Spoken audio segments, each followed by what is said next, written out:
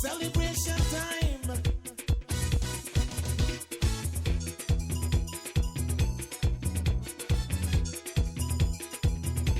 It don't matter what part of the jewel you come from. You da you and me da me. But guess what? All are we the one. See what I mean? Jump and shout all over the nation. We're breaking out with a new creation. For many Belizeans, Pastor Carlton Arthurs was must-see TV as he hosted his weekly gospel program, The Anointed Word. Pastor Arthurs, who started a global ministry, never forgot about his birth country, Belize. He died in late October 2021 after a brief illness. Our Belize Watch team was in Mullins River Village for the celebration of Pastor Arthurs' life and the ribbon-cutting ceremony for the Carlton and Sheila Arthurs Youth Leadership Camp. We spoke to several members of his family as they reflected on his life. We will have that for you after we hear from our partners. Belize Natural Energy Charitable Trust, the Barry, Shell Belize, and the National Gas Company. We are the Barry, offering you great products, good service, and of course, the lowest prices in the entire country. Visit us in Belize City, Belmopan, San Ignacio Cayo, Orange, and now in San Pedro, La Isla Bonita. The Barry. Get more? Pay less.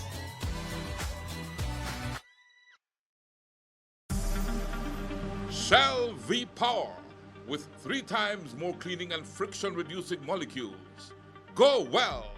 Go Shell.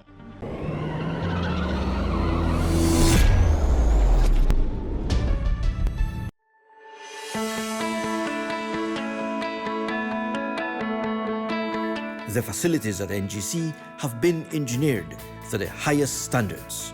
No other LPG facility in this country has the technology, health and safety considerations, and accurate industry-accepted measurement technology as does NGC.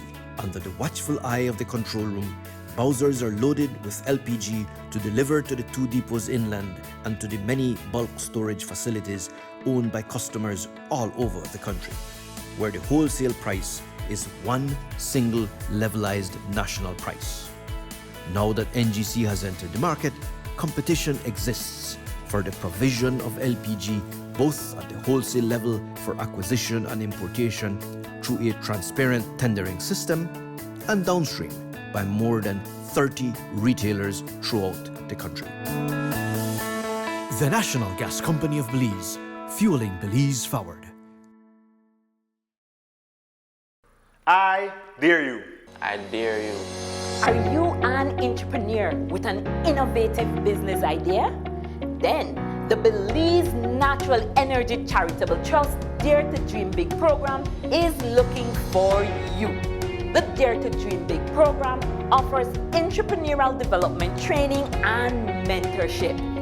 In addition, 5 participants will receive grant funding of up to $10,000. To apply, visit our Belize Natural Energy Charitable Trust Facebook page or call our offices at 822-2440. You must be 18 years or older to qualify. What are you waiting for? Apply today. I dare you to dream big.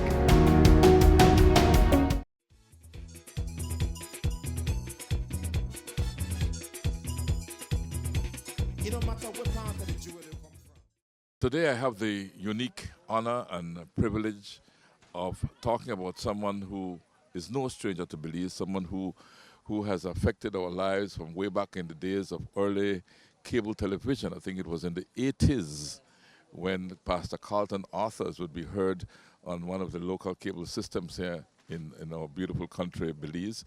And that tradition continued. And you know, I've always admired the fact that Pastor Arthurs, even though he resided in the United States, found time to make sure that his broadcast in those very early primitive days could be heard back in his beloved country, Belize.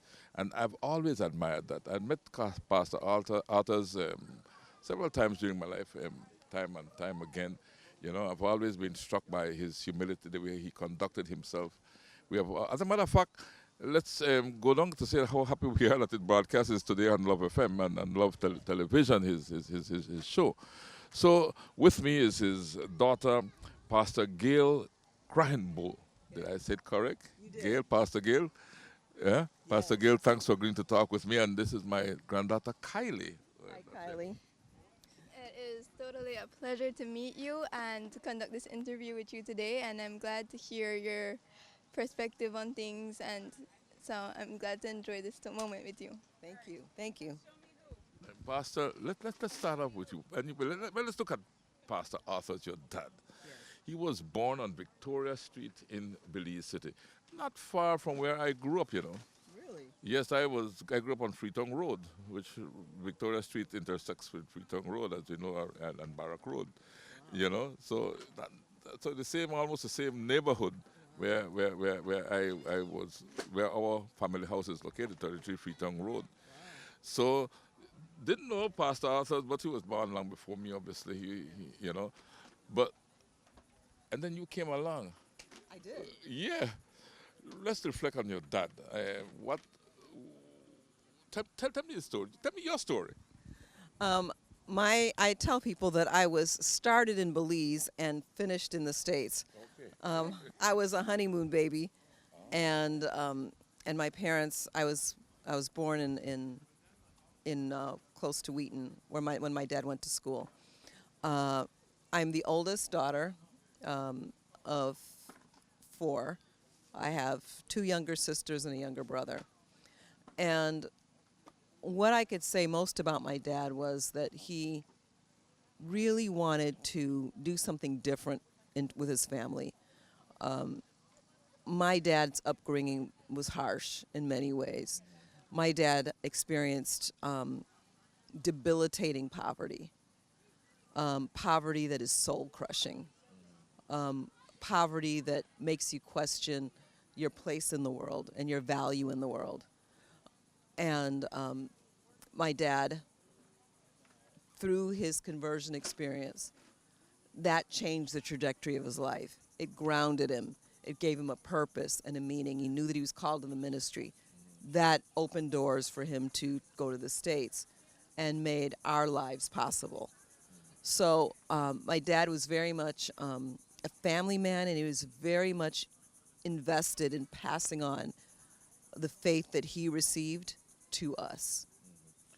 Now let's look at Pastor Arthurs before he left Belize. Tell us about his life before he left Belize to go to Wheaton, which would be before you were conceived. Well, my dad was the middle child of 7. He was a twin. My beloved Uncle Cliff has preceded him in death. They're together now, but those two were extremely close. So he grew up one of 7, but my dad was many ways a troubled child, again because of soul-crushing poverty, and also because of some things with him. He was very small for his age, so he's constantly a victim of ridicule and bullying.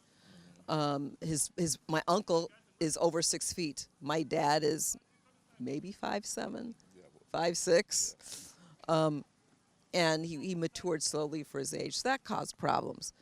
But my dad he did love school, and he excelled as a student. He loved the classics. My dad was able to quote the entire Richard II play. That was his favorite, almost verbatim. British colonial days, and he took to that. So he loved the humanities, he loved classics, and he ended up graduating very well. He was able to earn a government scholarship and got a job as a civil servant. So he did well academically, but his life was falling apart. He wasn't able to put the pieces of his life together. Even though he was outwardly a success, he was spiraling because of demons that chased him since he was a child. So he got very much caught up in partying and life of drinking and smoking. And he felt that his life was about to come crashing down when he had a dramatic conversion experience.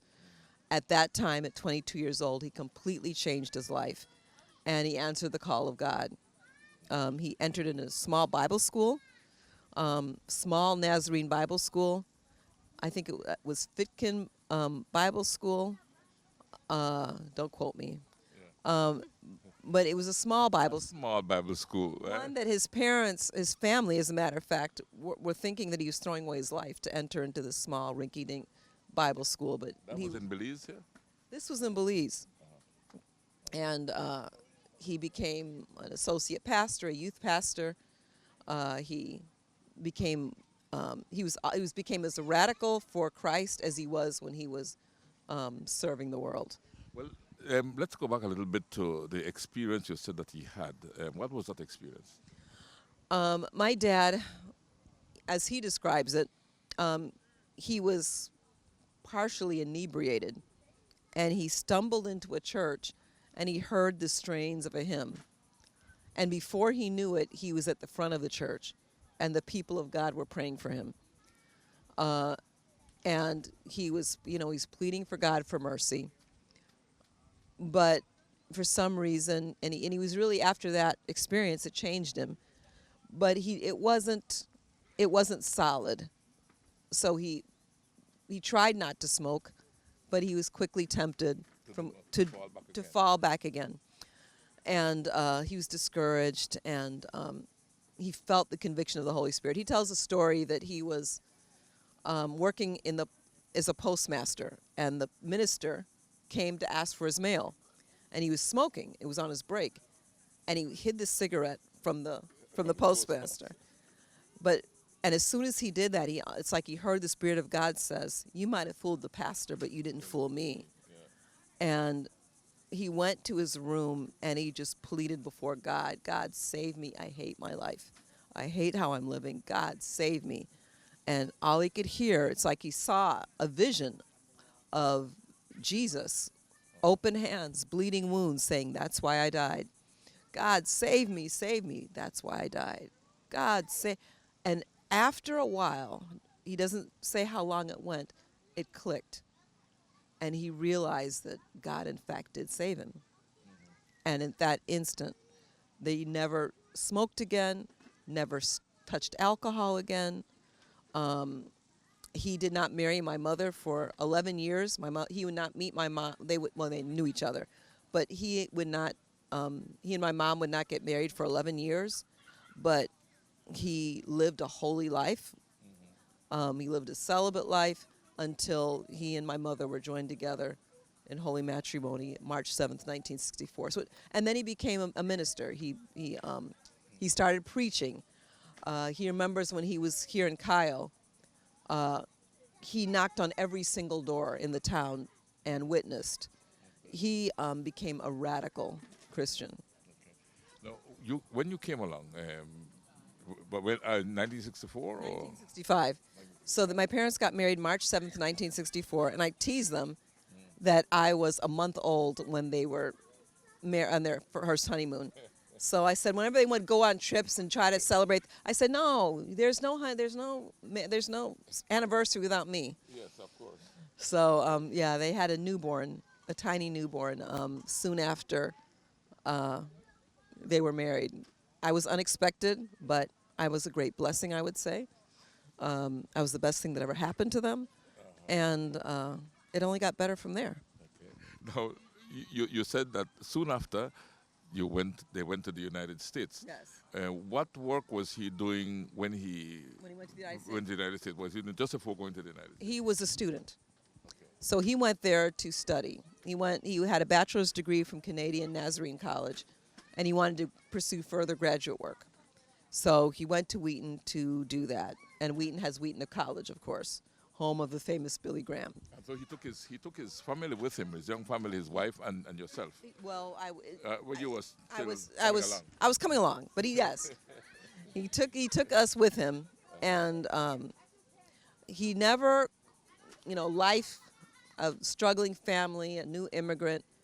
It was hard for him to keep up with his studies, so one thing led to another. But he got a pastorate at a church in Wheaton, and he built their first building in Wheaton, and then And then he heard what he calls the message of faith, and that's the message you hear him preach about the way that God wants us to not just read the word, but apply it to our lives and speak it over our lives, and that God's word is tangible and alive. So that's the message you hear him preach. He heard, I don't know if you might have heard, a man by the name of Frederick K. Price. Frederick K. Price was a preacher that he just heard a tape of his called How Faith Works.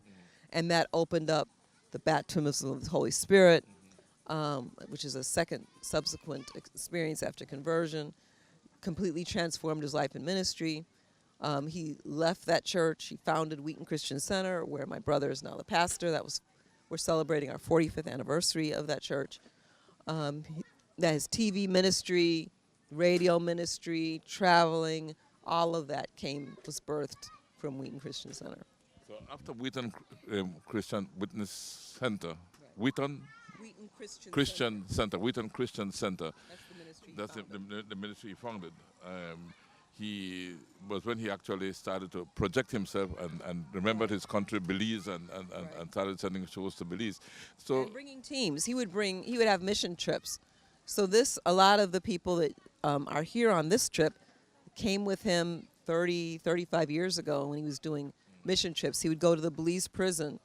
We would knock on doors. He would have services at Bird's Isle back in the day. He brought teams, and so his congregants came to love his home country as well. What inspires you the most about what your father left? I think what inspires me the most is his unwavering commitment to live out his faith. My dad preached the word whether people applaud or whether they are angry. He preached based on what God told him, what God tells him. A lot of the stands he takes are not politically popular nowadays, but he's unwavering. And I would like to be, if I could be half as devoted and have that unwavering faith that my dad does. And it's not going to look the same, obviously, as it does with him, as it does with me. I'm preaching and ministering to a different context, a different generation. And even our understanding of things is very different.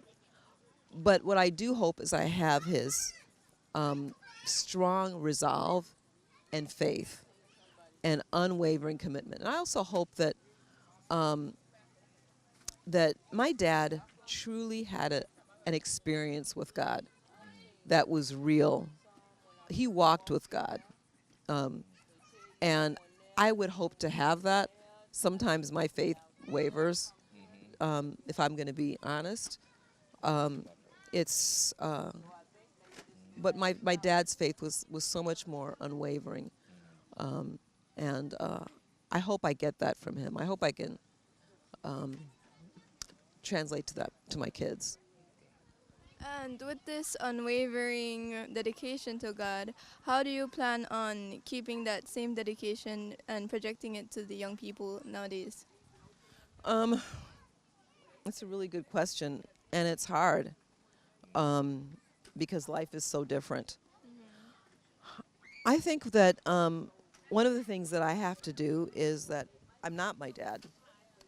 And so I hope that what everybody has to do is to find their own faith, right? You have to know God for yourself. You have to follow your own path. You have to serve God in your own context. And so, you have to give yourself permission that it's not going to look, it's not going to look the way it did in the generation past. And that's the gift I want to give to my kids, that their faith is not going to look like their grandfather's. It's not going to look like mine. But what I hope is that they make it their own. And that can only happen through time, through having experiences with God, through going through some trials and tribulations, so that you get to know God for yourself. That's what I hope I take from his legacy. Now, your family, let's look at the family that you created on your own. Yes. So my husband, I was married to my amazing husband. It would have been 30 years, June 20th, 1992. We met in the church. He got saved. Same Wheaton Christian Same, Center? same Wheaton Christian Center. He got saved in my father's church. Okay. And then he obviously saw an amazing, beautiful woman like me. Exactly. And he fell madly and wildly in love. My husband became a principal in the Naperville area. He served our school and our church. He was involved in the children's ministry. He led the children's ministry. And we have 4 amazing children. My oldest son is a professional drummer. He's very good. My second daughter is studying. She's about to apply to med school. My third son is in his starting his 3rd year in college, and my youngest son is starting his 1st year in college. So, yeah, we have 4 beautiful, amazing kids. Sadly, I lost my husband to cancer. It was very sudden. Thank you so much. He was diagnosed, and in 6 months he was gone. It was just an unexpected. How long ago was that? This was June. I lost my husband April 1st, 2020. So it's a fresh loss. He was my king. He was the father of my children, and then, but thank God, I had my dad and my mom to get through that awful time. It was in the midst of the pandemic as well, and I think my dad lived long enough to get us through the worst of it. And the following year, I lost my dad, which was October 23rd, 2021. So 2 major losses for me in a year apart, a little over a year apart. So that's what I mean by you have to know God for yourself, because life comes crashing down on all of us. And so, but yes, that's the life we created. I am a professor. I teach English at a local community college not too far from Chicago. And we're moving on. I must say that I haven't lacked anything. God has supplied all my needs. And I have just an amazing and incredible support system. Maybe you could tell me a bit now about your brother and your sisters. The sister who's right underneath me is a pastor. Her and her husband have just founded a church called Insight Church, and they opened up a new location, or they took over a new location in Tinley Park, so they're pastoring. It's a pretty good-sized church. So they're both pastoring, and they're doing a great work. They spend a lot of time in D.C. They're also called to bring the nation of the United States to prayer, so they have National Days of Prayer in D.C., and they're doing a great work. They're absolutely phenomenal. You met my youngest sister, Dr. Faith Nyang, is a community nurse, and she does advocacy and policy work in D.C., all throughout the western region where we live. She is doing a lot around health education, especially to black people, because we suffer, I don't know if it's the same in Belize, but we suffer the most from health outcomes. Every outcome, whether it's cancer, cardiovascular disease, it impacts black people the most. So she's doing a lot around education. Her husband is a businessman. They own several businesses. He is my brother. He's amazing, and he is the one who my father entrusted to continue this work here in Mullins River. They're in charge of the Carlton Arthurs ministry. He's doing a phenomenal job, and we love him. He is I don't have really brother-in-laws or sister-in-laws. They really are my brothers and sisters. They're just phenomenal. And then my youngest brother is now the senior pastor of Wheaton Christian Center, and he has taken over the work. His wife, Fiona Goody, Pastor Fiona Goody, her father has a huge ministry in Zimbabwe. Oh yeah, huge, thousands and thousands of churches. He met when he was in Zimbabwe. My father, my late father, and her father were very close ministry colleagues. So they sent my brother there to Zimbabwe to get some hands-on practical training. and he falls in love and brings the Archbishop's daughter with him. So, so she's amazing. She's wonderful, and there are 12 grandchildren from the four of us. Gave my parents 12 grandchildren. And I noticed most of them are here, right? That's for this inauguration. They're all here. Every last one of them. All of us are here. Including all the grandchildren. All 12 grandchildren, all the in-laws, all the kids. We are all here because this project means so much to us. And we are all committed to being here. So my sister and I will probably be back around December. We're trying to plan a women's event in Dangriga, so just look for us. Our roots. This site is so that we are here to establish roots. We want to make a difference in this community. So we're not missionaries who come and go. This is home, and we're here. Amen. How is it that you plan to keep your father's memory alive? Well, one of the ways I want to do it is by continuing the work that he started here in Mullins River. That's one way. And then also the way I live my life. I want him to be proud of the way that I serve others, the way I serve God, the way I raise the children that God has entrusted me, that I impact my generations. That's one way I want to keep his legacy alive. Definitely, though, is to, I want, it's kind of like a, when you run a relay race, right? There's a runner who runs, and then when they finish their lap, they pass the baton. And what I want to do is make sure that the baton that he's handed to me, that I hold on to it and run my race and pass it on to those behind me. Why Mullins River in the entire country of Belize? Why Mullins River if he was born in Belize City? Well, what I didn't know until much later is that his grandfather owned property here in Mullins River.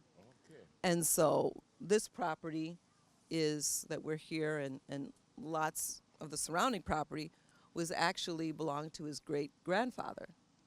And like a lot of family property that people have, you don't think much of it. But it was my brother-in-law who came, and we're looking for how to establish the work, and we realized that there is this property that has been passed on to generations, and so we decided that we are going to secure it, get all the taxes paid, talk to all the relatives, tell them what we're doing, and use what we have. And sometimes that's what God wants us to do, is to look around, and sometimes we're looking for people to give us things, or we're looking for something to happen. We don't realize that we've had it all along. So for 120 years, this property has been vacant. This property that, isn't that amazing? You grow up in biting poverty, not realizing that you have this great legacy, right? Not knowing what to do with it. And I think that's what affects so many of us, right? We don't know what we have. And so hopefully that's something we can communicate. This is a beautiful, rich country. And I don't know sometimes that we realize what is it that we have. We don't have to be struggling. We don't have to be in poverty when God has given us the cattle on 1,000 hills and the wealth in every land. It belongs to us. What's the ultimate vision now for this center? So this center, we hope, is going to be a campsite that will be bustling with young people. We want to have retreats here for children throughout the region. We want to have people from the United States come here, do missions, bring their youth, and have them do some actual work. So this can be a site, a landing place where they can come and do work and build up the community. But we really want to build a mirror. So just the way that we have this building, we want a mirror, one just like it. Amazing building. Right? It's an amazing building. Yeah. We hope to have a swimming pool and tennis courts and volleyball courts. We want to bring some pride to the children here, so that they realize that this is theirs. We want to bring them so they can come and get vision. Sometimes you only know what you see, and we want to expand their sights. That this is something that was created by people just like you, who had a vision. Now, what can you create? What can you do that's even bigger and better than this? So we want to train leaders. We want to have retreats here. We want to do training and send people out and create lots and lots of Carlton Arthurs who are going much further than he ever dreamed. That's the goal. You know how we fill the legacy? Is if people go further than we ever dreamed. If these kids do things that we can't even imagine, that's the legacy, right? We will continue with reflections from two of Pastor Arthurs' grandchildren, as well as his widow, Pastor Sheila Arthurs, after we hear from our partners. We are the Barry, offering you great products, good service, and of course, the lowest prices in the entire country. Visit us in Belize City, Belmopan, Sa Ignacio Cayo, Orange, and now in San Pedro, La Isla Bonita. The Barry. Get more? Piles.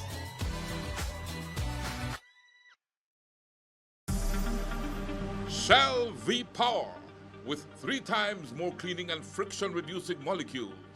Go well. Go Shell.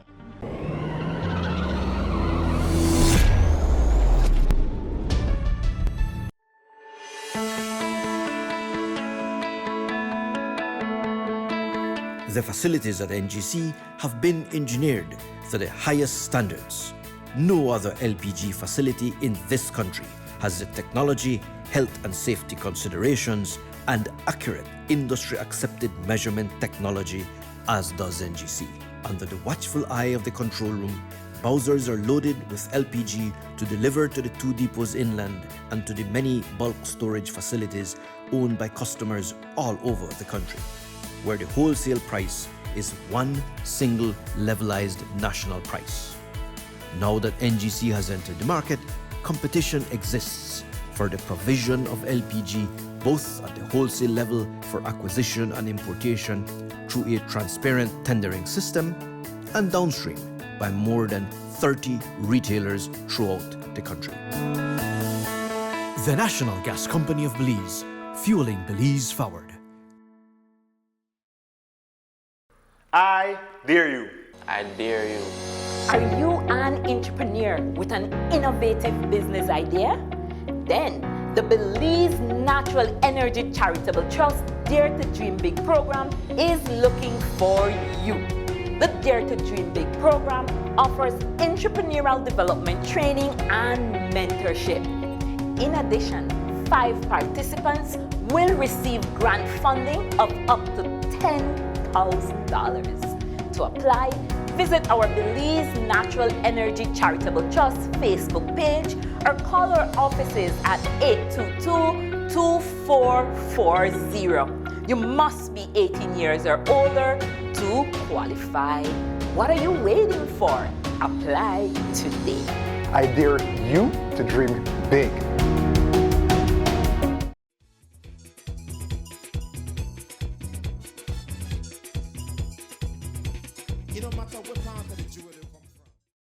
All right, Lawrence and Sophia, who are grandchildren of the late, great Pastor Carlton Arthurs. Your grandfather, as you know, and I don't need to tell you, was a great man, right? And one of the things I always admired about him is that he never left Belize. Even though he lived in Chicago, he never abandoned Belize. Everything, he would always make sure a show was on or his sermons were heard here in our country. But he, at all times, right? So, what did he teach you all about Belize? Yes. Well, he was very proud of Belize, and he was very proud to have come from here. On Sundays, when we would come together as a family to have dinner after church, he would make sure that we had only Belizean food. Like, we would have rice and beans, and he would always fry plantain every Sunday and make sure everyone had some. He was very proud of his culture. He taught us a lot of things about Belize. Sometimes he would speak in Creole as jokes. He was very proud to have come from here, and he was very proud when we came to Belize for the first time to show us everything that he knew about Belize. Like, he showed us his home. He showed us just places where he's from. We had met some of his family there, so this was really his home. When you say that, you're absolutely correct. Yes. And what was your favorite thing about being here, or what you enjoyed the most about being here in Belize? Besides the food, I loved the beach. I love the culture. The people here are so nice and kind, and they treat everyone like everyone's each other's cousin. We're all family here, and that's what I really loved about Belize. Well, you look so Belizean, right? I mean, there's no difference between you are an average Belizean, so an average Creole Belizean. So please, what about you? Remind me your name again? Lawrence. Lawrence. What about you, Lawrence? I would say, like Sophia said, he made it a point that we knew our culture. Every Sunday we'd come for dinner, and like she said, Belizean food. While we did have American food as well, but he made sure that, rice and beans, that's like a Belizean staple.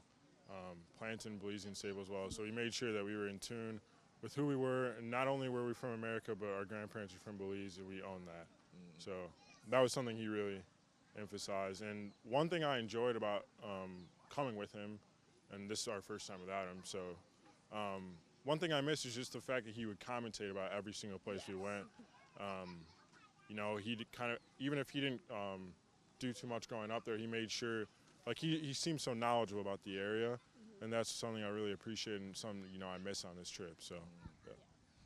So you had to use a tour guide this time to remind you of certain things as against him being the tour guide, eh? Right. I know I would have behaved the same way he behaved with his grandchild. This is this is that, and you feel really proud to be showing off this beautiful country of ours. Now, this project that he's inaugurating, tell me about let me hear your thoughts. Both of you, each of you, give me your thoughts on this project that is being inaugurated here today, and his legacy. Sure. So what we're focusing on here is part of the Belize Foundation, and this was always my grandfather's goal, was to raise up Belizean youth in the way that they should go and to create leaders here. So he had a plan to have this youth camp during the summer where they would take youth and then they would have leadership training, and then they would go out into the world and hopefully they would become future leaders. So that's what we're looking at here right now. We're in the early stages, but we have a lot of progress done, and we have a lot of work left to do. But yeah, this was always the mission. Yeah, kind of going off of what you initially started with, he never left Belize. While he moved to Chicago, Belize was still always on his heart, and I think this is an example of that. Now that he's gone, he's kind of charged us with the legacy of bringing this thing to fruition and making sure that Belizean children know that they have like a future the way he had, right? So I think it's really important that as we see this, right, we should be encouraged, but also know that there's work to be done. And I think it's really good to see like the community here as well. I hope it's something that they own. And like my dad said, this is for them. We want to make sure that this is a place they can grow, right? Same way that Grandpa was able to grow, someone came and helped him. We want to be that for other people here in Belize, because Belize, there's so much promise here.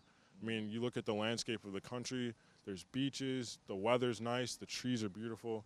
But, I mean, the people, once they see that and own it, I think the sky's the limit. So I'm hoping this can just kind of unlock the potential of Belize.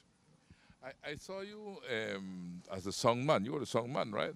Or your cousin? Yeah. Okay, My other cousin, yeah. well, you're the same family, right? Yeah. But I was going to lead up to asking you, what do you do at this point in time in your life? What are you studying or you're working? Yeah, so I'm a college student. I'm in my last year. I'm studying finance. So, hopefully I want to work in the corporate finance industry. So that's kind of what I do right now. So. Okay. And you? I'm also in university. I just finished my first year, and I'm heading into my second. Right now I'm majoring in forensic psychology, which is sort of this blend of like criminal science and psychology. So I'm planning on becoming an attorney, doing private practice, but yes. But I'm sure both of you plan to still assist with your grandfather's work, because I see pretty much that the whole family is involved in this, right? I like to ask young people about their vision for themselves in life. Where's your end goal? Because most of like your father realized, I think, from he was young, even though he had to go through ups and downs before he reached it, that he really wanted to be a preacher, right? Now, do you at this point, and both of you have an end goal that you're heading towards? I mean, I would say just very basic. My end goal, kind of the way my grandpa's impacted other people, that's my goal, right? I'm starting to kind of like see life outside of myself. Like obviously when you're a kid, you can always just kind of see me. But as I get older, I think it's important to kind of see the world as you as a little piece of it, and how can you grow yourself while also helping to grow the world. So my end goal is just to make as big an impact as possible. I haven't identified where that impact will be made yet, but thank God I'm only 20, so I've got time to do that. But yeah, I mean that's just my end goal. Just create as much impact as possible. Yes, my end goal is always to just, the reason why I wanted to become an attorney was to help people that couldn't help themselves. And I think, like my grandfather realized, children are a huge part of that.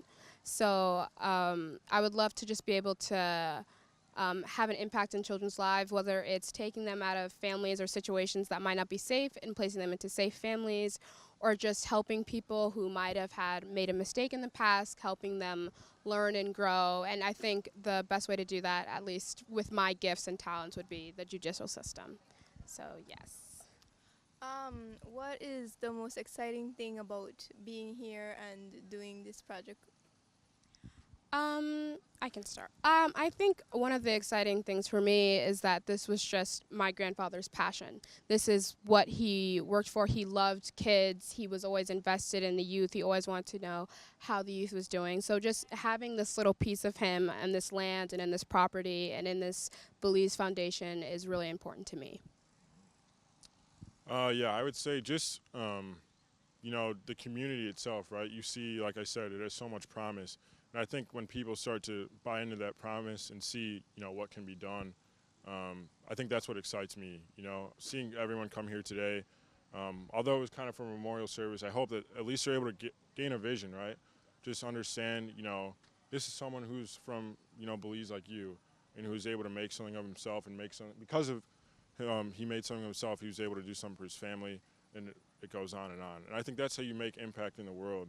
So I think, that's what excites me. Just hopefully, even if it's not everyone, if it's just 5 kids that just, latch onto that and really understand, like, you know what, I can do this too.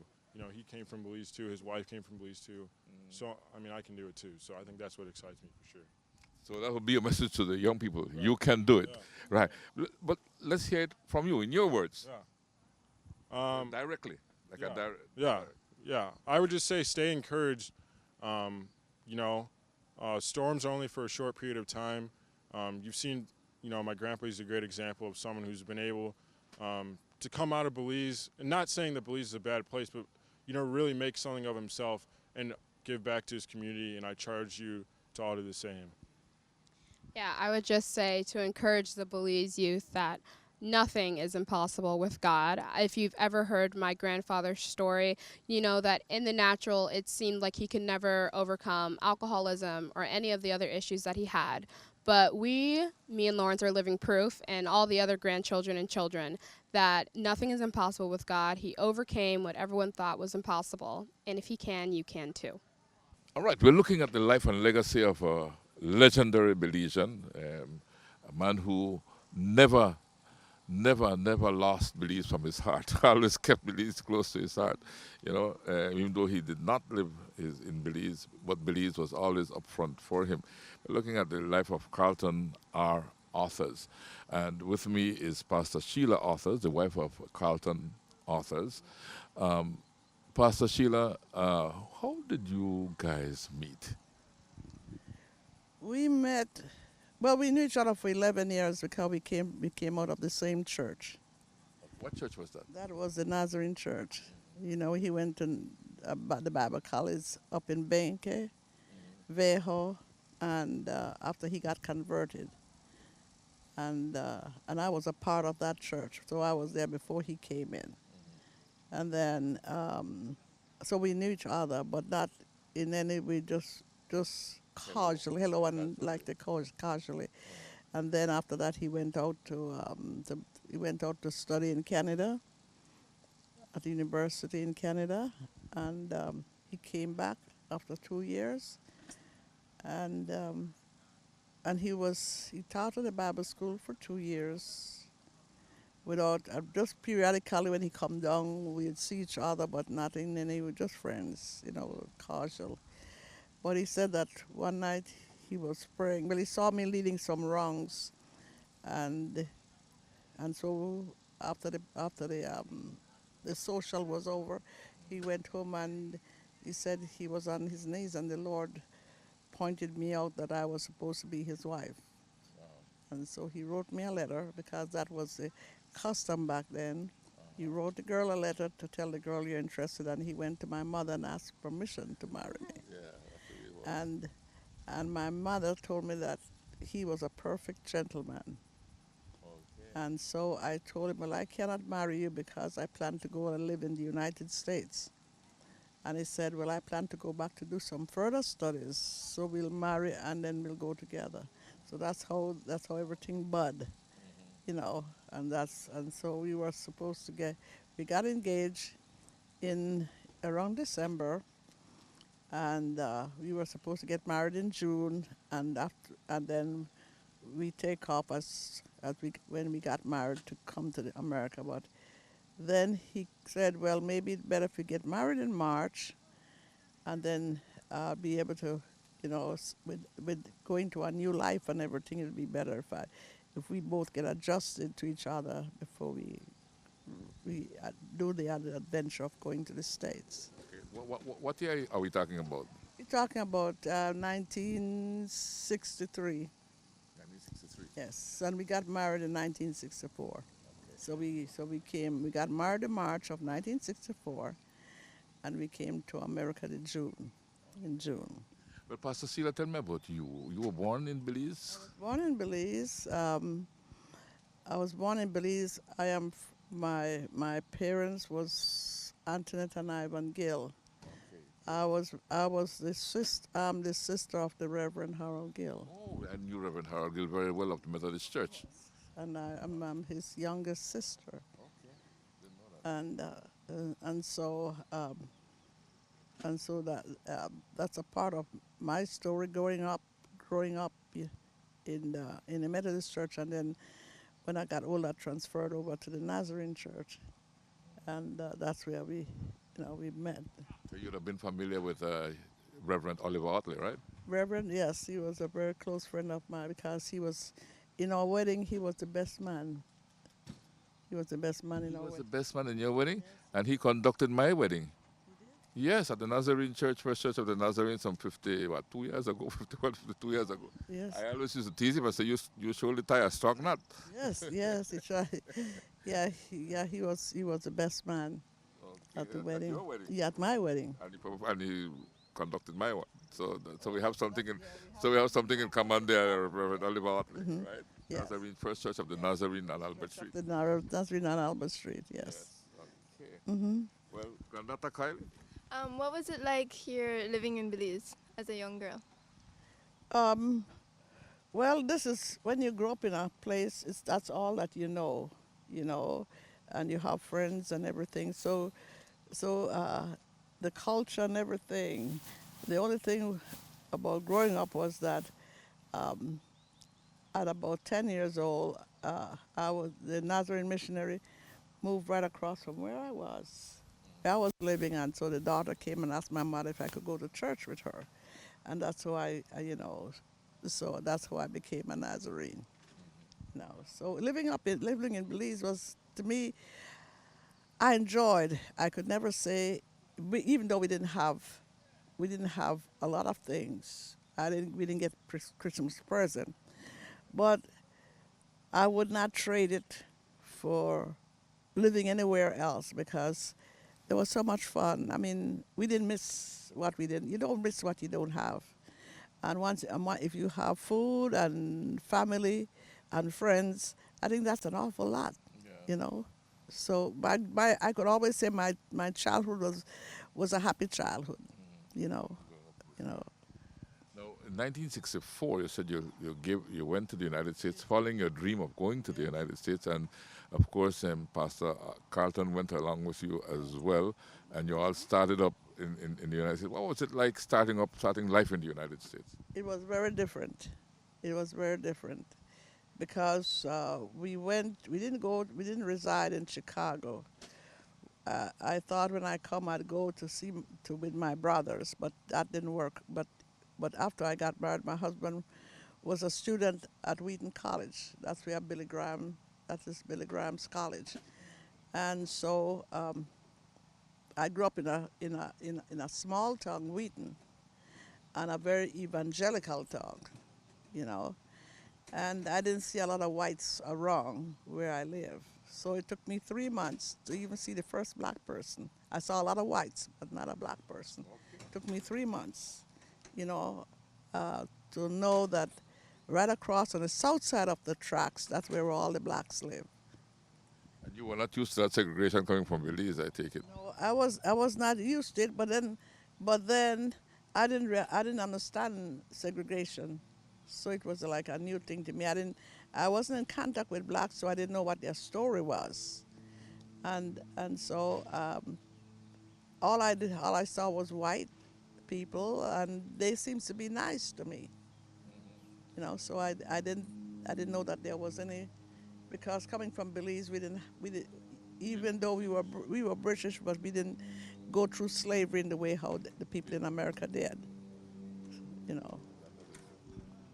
And so after you studied at Wheaton, it's when you branched off to do your own mission. How did your own mission start, Pastor Carlton Arthurs?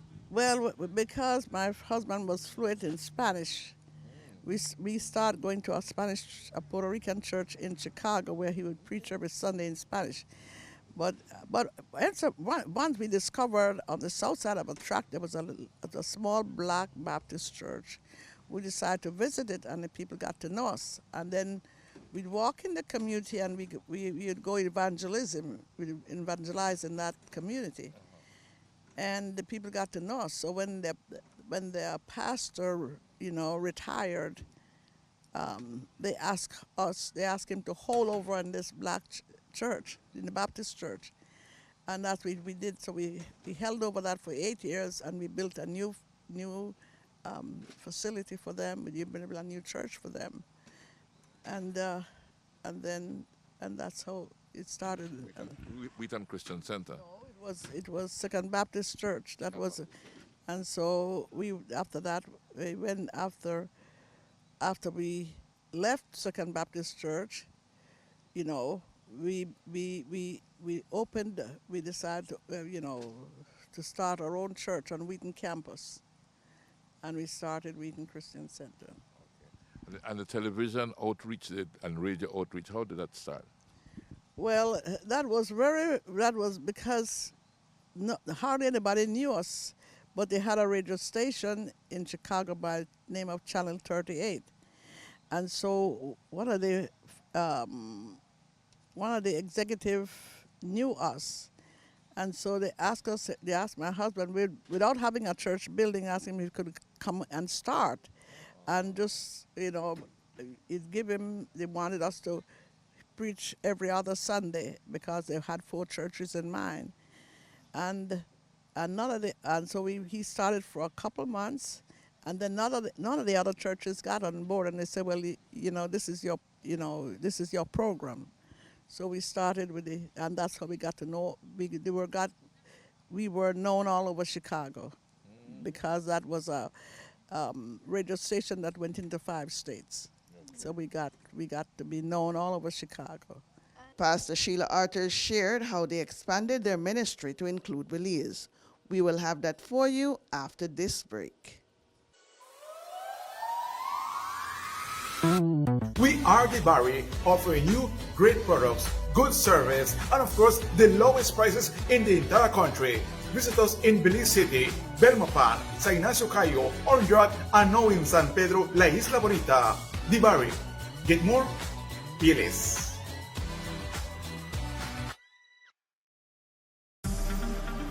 Shell V-Power, with 3 times more cleaning and friction-reducing molecules. Go well. Go Shell.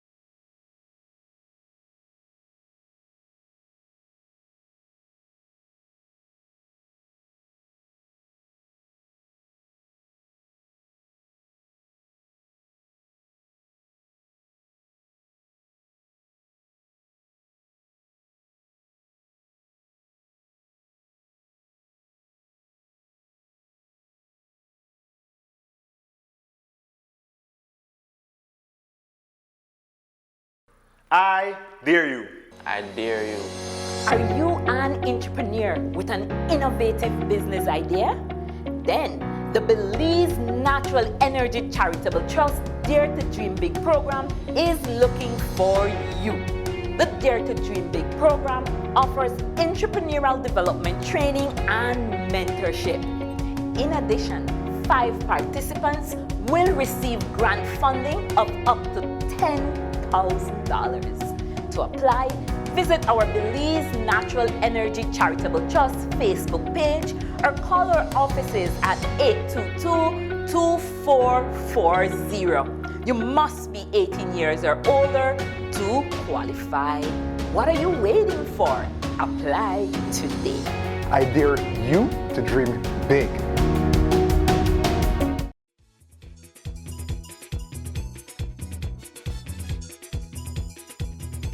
It don't matter what part of the jewel they come from. And obviously there were definitely some challenges. So what were the challenges that came with creating a global ministry, and how you guys overcame those challenges?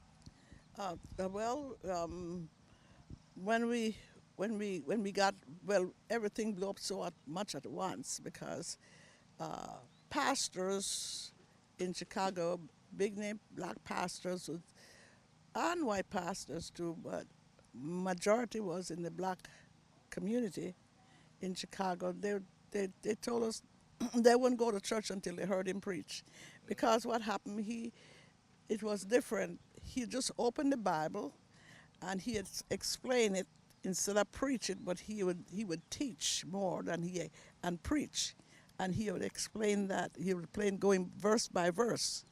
So the pastors would listen to him and learn from him, the teaching, and a lot of things in the Bible opened up to the people in Chicago. So we became, all of a sudden we were known all over Chicago, So it was a big experience, And then how we went globally was we got hooked up with different conventions, and the first one we got hooked up with, we start going overseas. My husband always had a love for Israel, since Jesus was born there, we wanted to get to know. So we hooked up with a Jewish friend of ours, and he moved to Tel Aviv, and so we'd start going to Tel Aviv and going to Israel.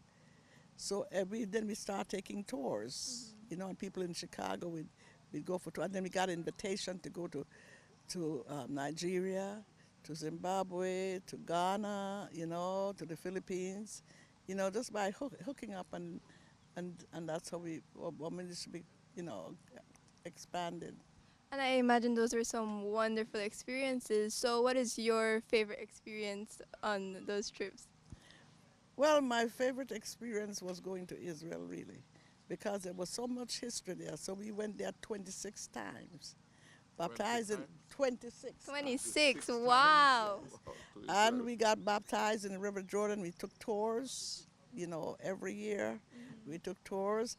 And because Israel is such a historical place, with a lot of renovations, and archaeologists go down there and do digging, you don't see the same thing every time. There's so much history. So one thing we learned to read the Bible different, because we got to understand the culture, because the Bible was written in a Middle East culture.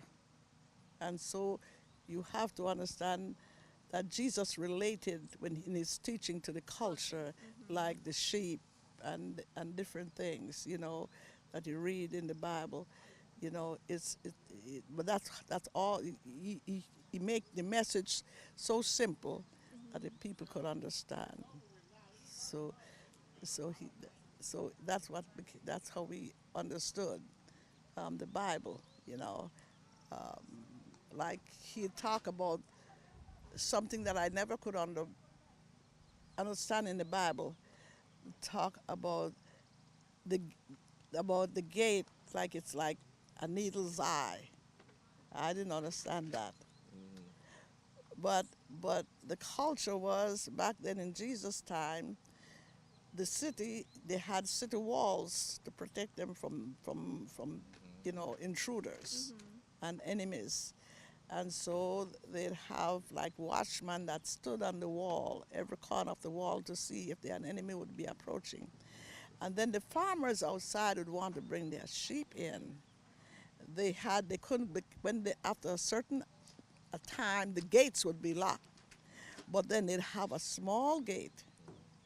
And he said, and the animals would take off all the luggage, all the things that they were carrying, and so the animal could go through that little gate. So yes, the gate is like the needle's eye. So things like that we understood. We got to know. The broadcast to Belize, can you explain how it started, the pastoring to Belize? The broadcast to Belize was we always wanted to reach Belize, and so when we got on television, then we started to explore on different channels. I think it was Channel 7, and Channel 9. Well, Channel 9, and they had an opening for us, and so we started to reach Belize. We'd be on Channel 9 every Sunday, and so people in Belize, and the thing that made it very catching to Belize is we said after every message is if the morning in the morning and if the night in the night, do the right thing, and that was his slogan, and so it was catching because when we came to the airport, people would see him and say, "That's the man." And we go down Albert Street and say, "That's the man." That's the man. And they call it, if the morning on the morning, they would call him by his name. They say, "That's the man." That's the man. If the morning on the morning. And then they would yell from each other. These guys would yell from each other, "Yes, that's him," And then we started to bring crusades, to Belize, and to open up, the country, to the gospel. And so we'd bring our teams and bring our choirs and bring, all our instruments to Belize, to have open air meetings at Bird's Isle, and those were really tremendous meetings. Yeah. And if you had something you'd like to say to the young people, what would you say? Well, my heart is always, I'm young at heart, so my as you see, I have 12 grandchildren. And they rally around me because I found out when I was a young girl, I always gravitate to older people that had an interest for young people. And so that has always been in my heart. So I counsel mostly with the young people, even my grandchildren, they're all in college. Most of those granddaughters you see that hang around me, they are college. One of them is a college graduate, just got her master's from Johns Hopkins University, and they're all in college. But the things that are happening in college, I could relate to. So they would call me. One question, the last question that just last week, this one called me and said, because in college, the educational system is that they teach them about different things.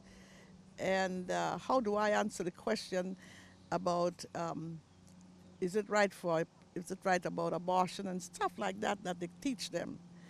So when she asked me questions, I don't answer from my point of view.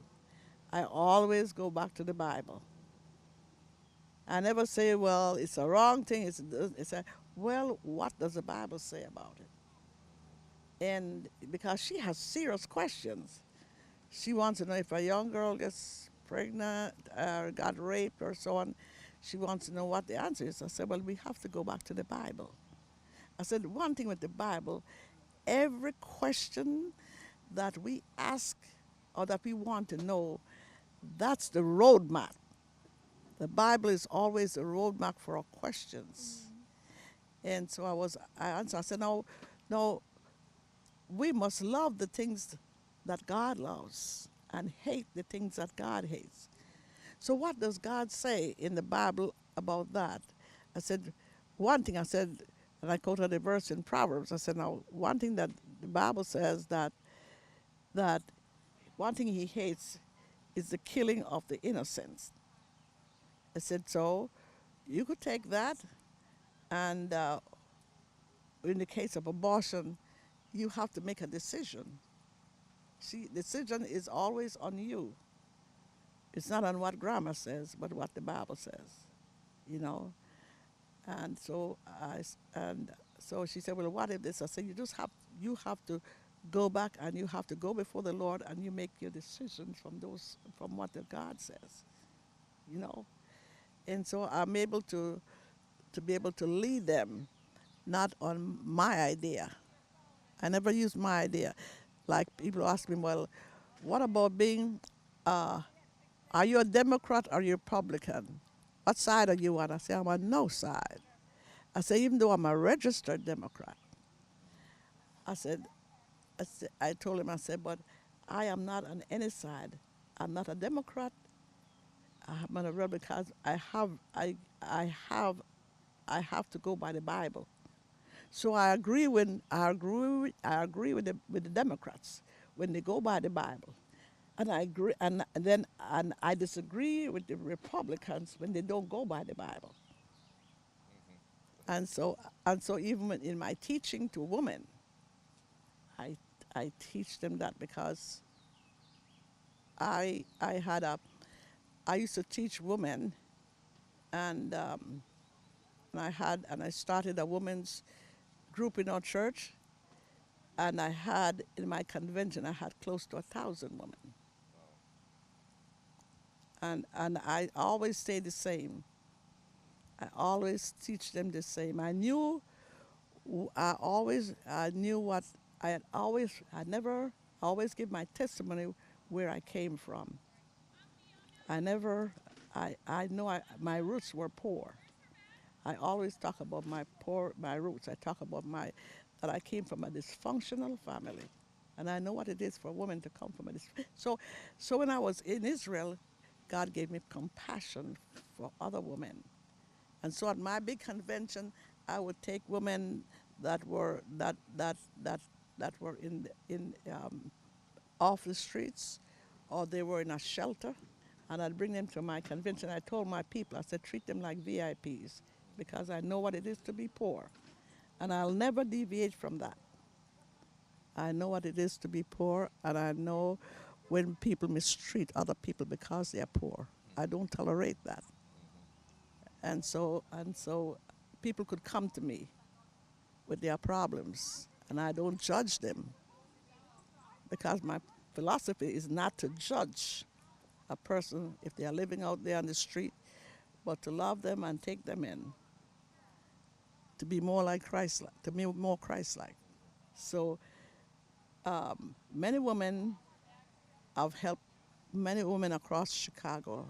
You know, there's that pastor that spoke. His wife his wife came to me in my convention. I have other women, and one day I got a card from the White House. The White House. Okay, I got a card from the White House, and it was signed, and it was about the 35th year since I've had women's convention, and it was from President Obama. But I never displayed, I never talk about it, you know, but evidently He recognized your efforts. recognized my effort that I was doing for the women in Chicago, in the Chicagoland. And he's from Chicago as well, right? Yeah, he's Are you still active, Pastor Sheila? not as much as I used to be. Not as much as I used to be, but, you know. But I did quite a bit of work among women in, you know, outreach in the Chicagoland area. And so I became well known, you know, and I'd fly in speakers, and they'd come to my convention. What do you think is Pastor Arthurs' greatest impact? I think his greatest impact is that he was always a soul winner. You know, So on Sunday mornings, when my son took over, we just started a little ministry in Chicago. But he never forgot where he came from. So on Madison Street, if you've ever been to Chicago, there's a street by the name of Madison on the south side. There's always the murder happens. There was always the killings happen. But and so we'd get there early and we'd wait because at 10 o'clock the tavern would open. But you'd have young people would come and then he'd have a little audience to preach to them about how God saved him from drinking, you know. And then he'd go out into a barber shop, a shoe shine shop, and he'd have about 9 men, and you know, and he'd ask you, can I have about 5 minutes? And he'd preach to those people, the people that were getting their shoes shining, and he'd preach and they all stop. You'd be surprised how people out there are more reverent to the Word of God than some people are in church. So you can't judge people, because all those men, some of them may be on drugs, whatever they are, and they're getting that money, and when they get that money, they'll go and buy drugs. But they respect the man of God when he comes in. And I looked at that and I said, wow, you know, it makes you, so many people in church not even respectful like that those men do. So when you go on the street, you find a different culture, and people are more respectful to the Word of God, and they're ready to listen. So I think you're very happy with the Pastor Carlton Arthurs and Sheila Arthurs leadership camp here in Mullins River. Yes. Right? Yes. Yes, so congratulations on that. And of course, all you have described is a life lived with love for God. Yes. Right? And of course, when you love God, you have to love yourself, right? Yes, that's good. And then when you love your neighbor, yourself, you love your neighbor as you love yourself. That's the way it is. That's the way it is. And I think Love Ministry I've been interviewed by Love Ministry in Wheaton, Illinois. Oh, there's a Love Ministry in Wheaton, Illinois? In Chicago, but they came out from Chicago because in the area where we live, we had an impact in the Wheaton and Carroll Stream area. And so when our birthday was, my husband's birthday, the Love Ministry came out and I did an interview with him, and they made a special day every year for the Carlton Arthurs Day at Carroll Stream. So this is my second introduction to Love Ministry. Okay. Well, you said Love Ministries is in Chicago. We are here in Belize. This is Love FM. We are Love FM, Love Television, Love. We love everything because we just love, and we just about love. Your husband's show, Pastor Carlton Arthurs' show, is on Love FM and Love TV right now. Yes, well, that's right. I didn't know that, but it's good. Yeah. So tomorrow Sunday. As a matter of fact, it will be playing tomorrow morning. Thank you. Right. Yes. So it's all about love, right? Right. It's all about love. Love. He loved Belize. He loved his family. Yes. He loved his God. Yes. He loved his country. Yes. And he just was a man of love. Yes. Well, so we choose to love instead, and so we say, Belize and beyond. Thanks for choosing love. Belize Watch. Knowledge of the past, impacting the present, building the future. Celebration time.